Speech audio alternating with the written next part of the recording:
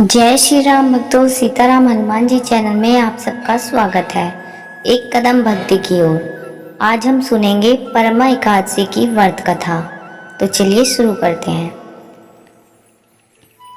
कामीपल्य नगरी में सुमेधा नाम का एक अत्यंत धर्मात्मा ब्राह्मण रहता था। उसकी स्त्री अत्यंत पवित्र तथा पतिव्रता थी।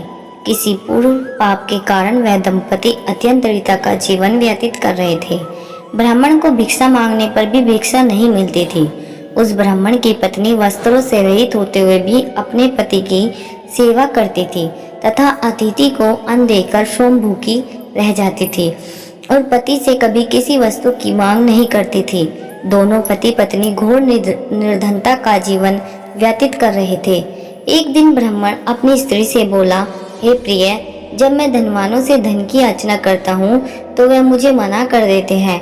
गृहस्थी धन के बिना नहीं चलती, इसलिए यदि तुम्हारी सहमति हो तो मैं प्रदेश जाकर कुछ काम करूं, क्योंकि विद्वानों ने कर्म की प्रशंसा की है।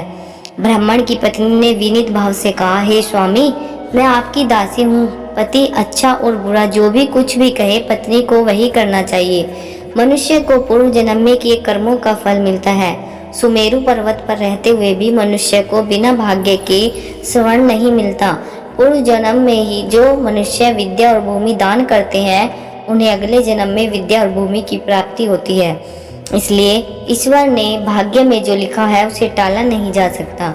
यदि कोई मनुष्य दान नहीं करता तो प्रभु उसे केवल अन्न ही देते हैं। इसलिए आपको इसी स्थान पर रहना चाहिए, क्योंकि मैं आपका विछोह नहीं सह सकती। पति बिना स्त्री की माता, पिता, भाई, ससुर तथा संबंधी आदि सभी निंदा करते हैं। इसलिए हे स्वामी, कृपा कर आप कहीं न जाए। जो भाग्य में होगा वह यहीं प्राप्त हो जाएगा।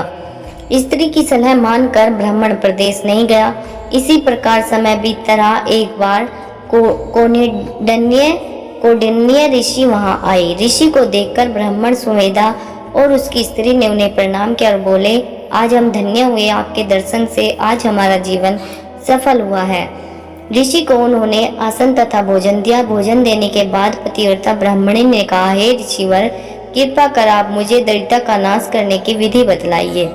मैंने अपने पति को प्रदेश में जाकर धन कमाने से रोका है।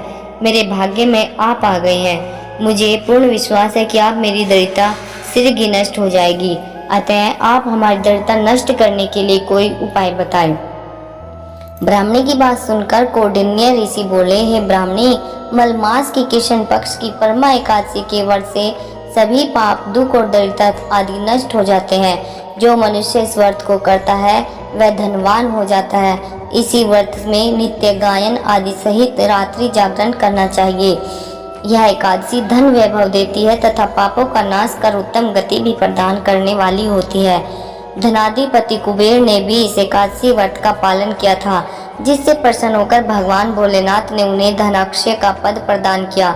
इसी व्रत के प्रभाव से सत्यवादी राजा हरिश्चंद्र को पुत्र, स्त्री और राज्य की प्राप्ति हुई थी।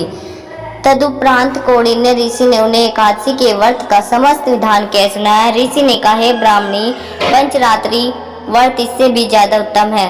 परमा एकादशी के दिन प्रातःकाल नित्य क्रम से निवृत्त होकर विधान पूर्वक पंचरात्रि व्रत आरंभ करना चाहिए। जो मनुष्य 5 दिन तक निर्जला व्रत करते हैं वे अपने माता, पिता और स्त्री से स्वर्ग लोक को जाते हैं। जो मनुष्य 5 दिन तक संध्या को भोजन करते हैं वे स्वर्ग को जाते हैं। जो मनुष्य स्नान करके 5 दिन तक ब्राह्मणों को भोजन कराते हैं वे समस्त संसार को भोजन कराने का फल पाते हैं।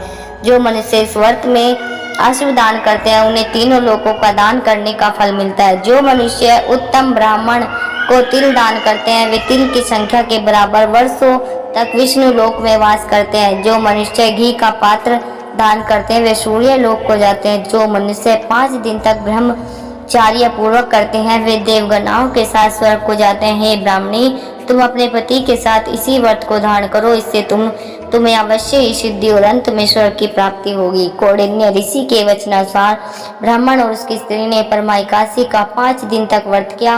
व्रत पूर्ण होने पर ब्राह्मण की स्त्री ने एक राजकुमार को अपने यहाँ आते देखा।